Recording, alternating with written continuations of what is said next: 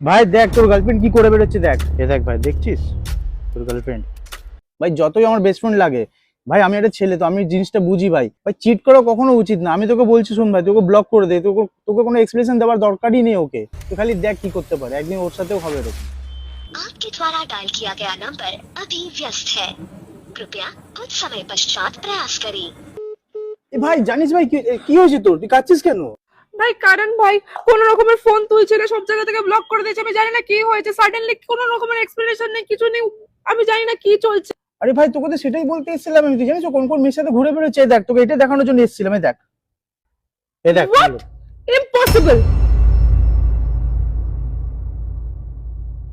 দেখ ভাই বাদ দে ভাই, ছাড়, কাঁদিস না ভাই। ভাই ও হয়তো সবকিছু জেনে গেছিল তুই ওর ব্যাপারে সব জানিস বলে, ওই জন্য মুখ দেখাতে পারবে না বলে ওই জন্য তোকে ব্লক করে দিচ্ছে। ভাই এত বছরের সম্পর্ক এইভাবে খারাপ করে দিল, আমি কখনো ওর থেকে এটা এক্সপেক্ট করিনি। কাঁদিস না ভাই, কাঁদিস না।